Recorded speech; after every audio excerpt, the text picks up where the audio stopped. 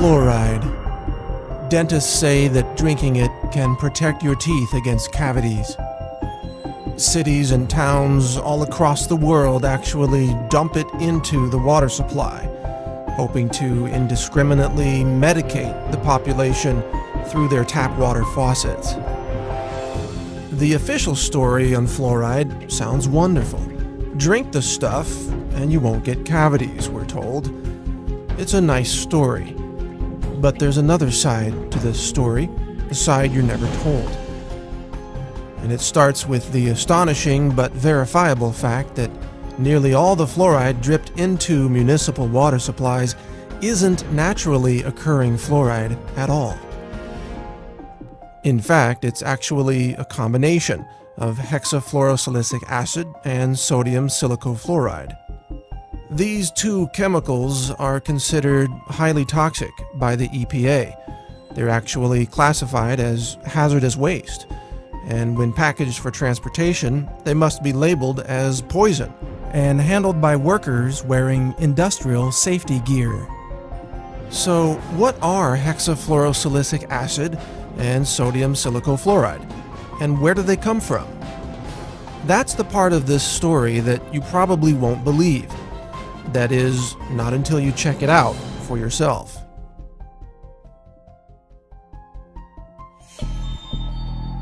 Because the more you look into the mythology of fluoride, the more bizarre this story becomes.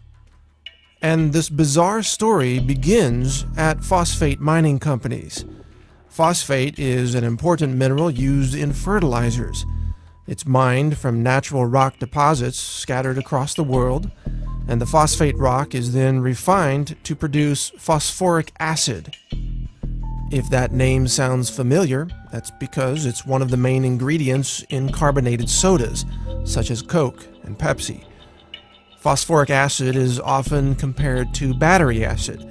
It's a highly acidic liquid that is believed to be the primary reason why drinking sodas can result in kidney stones and a loss of bone mineral density.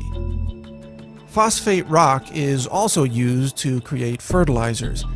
The problem is phosphate is often contaminated with high levels of fluoride, as much as 40,000 parts per million, or up to 4% of the raw ore. To remove the fluoride, sulfuric acid is added to a wet slurry of phosphate and water. This causes the fluoride to vaporize, creating highly toxic gaseous compounds such as hydrogen fluoride and silicon tetrafluoride. These toxic fluoride chemicals used to be released directly from the smokestacks of phosphate mining operations, but the nearby farms suffered devastating losses of cattle and food crops, which withered away and died due to, guess what? Fluoride poisoning. In order to stop this environmental destruction, the phosphate mining industry put in place a way to capture the toxic fluoride chemical vapors so that they wouldn't be released into the air and kill the surrounding livestock and vegetation. This was accomplished by installing wet scrubbers that captured the toxic fluoride chemicals, preventing them from being released into the environment and killing the plant and animal life living nearby. It is from these wet scrubbers that toxic fluoride chemicals are now harvested. They're collected, repackaged, shipped to your local city, and then dumped into the municipal water supply. So instead of these toxic fluoride chemicals being released by the phosphate mining smokestacks, they are instead captured and then released into the water supply of large cities, where the chemicals then contaminate the water of millions of people at a time. This is called water fluoridation. When dentists and doctors say they support fluoride in the water supply, what they're really saying is that they support the mass poisoning of the population with a highly toxic hazardous waste product that, if it weren't dripped into the water supply, it would have to be disposed of as a highly toxic hazardous waste under strict EPA regulations. Curiously, it is a violation of federal law to dump hexafluorosilicic acid or sodium silicofluoride into the water. Such an act, in fact, is considered an act of terrorism.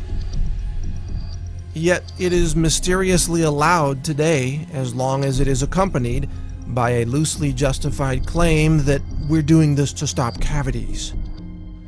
But setting aside for the moment the inconvenient truth that water fluoridation involves the illegal act of dumping hazardous waste into the water supply, there's another important question in all this. Do these toxic fluoride chemicals actually prevent cavities? Roughly 99% of the municipal water pumped through any given city never ends up in the mouths of the people. Most water is used for showering, washing dishes, washing clothes, watering yards, and filling pools. Almost none of the fluoride dripped into the water supply comes into contact with human teeth. It does, however, end up downstream, where it contaminates rivers, streams, and ultimately the oceans of our world. In this way, water fluoridation policies have become a convenient loophole through which the phosphate mining industry can dump its toxic waste byproducts into the environment without adhering to any EPA regulations whatsoever. Phosphate mining companies even turn a profit by selling their hazardous waste to cities, then labeling it fluoride, even though this name is scientifically inaccurate. All this raises an obvious question. If fluoride kills cows and crops and fish and is considered a hazardous waste chemical by the EPA, then how could it be healthy to ingest? And why don't doctors and dentists, even though they openly recommend fluoride, sometimes with irrational exuberance, know where fluoride really comes from? If dentists knew fluoride was derived from the chemical waste of the phosphate mining industry, would they still recommend that we consume it? The truth about fluoride is a lot like the truth about Enron or Goldman Sachs or every other shocking revelation that nobody believed until it suddenly became obvious that we were all being fooled for so long. Fluoride is a clever scheme where a hazardous waste chemical is dumped into the environment by passing it through the bodies of people first. We, the people, have become the toxic waste dump site of the phosphate mining industry, and chances are your local dentist fully supports this entire process. Over the last several decades, an astonishing 24 studies have established a statistical link between fluoride exposure and low IQs in children. One study conducted by the Center for Endemic Disease Control in China found that each additional milligram of fluoride detected in every liter of a child's urine was associated with a 0.59 point decrease in their IQ score. Another study found that fluoride exposure slashed the number of children achieving high IQs by more than 70%. It shouldn't be surprising, of course, to learn that consuming a hazardous chemical might impair brain function. Water fluoridation, it turns out, may be the root cause of the alarming drop in academic aptitude among children in first world nations. Historically speaking, the mathematics that were taught to 8th graders in the 1950s are now college-level courses in 2011. Maybe the reason why Johnny can't read or spell is because Johnny's been drinking too much fluoride. So I have 3 bits of advice for you. First, for your dental needs, always seek out a holistic dentist who understands the toxicity of fluoride and mercury. They will advise you not to drink toxic fluoride chemicals from your tap water. Secondly, don't drink unfiltered tap water. In addition to the toxic fluoride chemicals, tap water is also usually contaminated with chlorine and even dangerous elements from old water pipes. Buy a good countertop water filter from a company like Aquasana, or get a whole house filter to remove chlorine and fluoride from the water entering your home. Thirdly, help fight water fluoridation in your local city or town. If your city is like most cities, water fluoridation policies have been pushed by dentists and doctors who are technically ignorant of the origins and composition of fluoride, and yet they seek to assert power over the composition of your local water supply. They essentially attempt to mass medicate the entire population with what can only be called a drug, a biologically active chemical that they claim can prevent a health condition. And yet, has this drug called fluoride ever received FDA approval as a drug?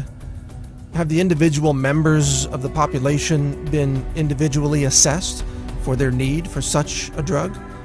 Have medication doses and drug interactions been considered? Has anyone even been written a prescription for this drug? The answer is no.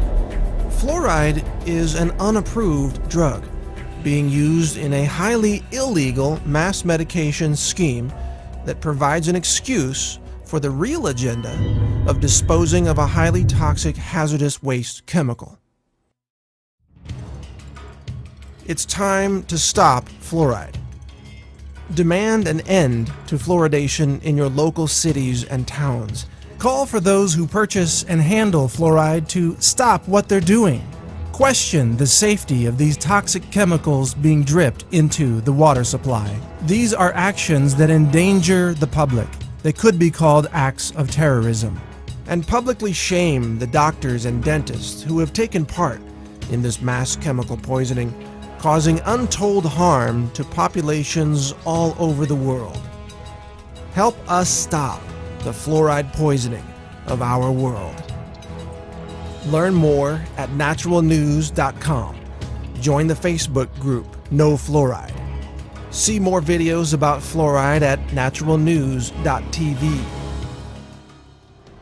Visit fluoridealert.org and other anti-fluoride websites that are working to end the fluoride poisoning. Together, with your help, we can end the era of fluoride in our world and protect our children from this industrial poison. Thank you for listening. This is Mike Adams, the Health Ranger, reporting for naturalnews.com and the nonprofit Consumer Wellness Center.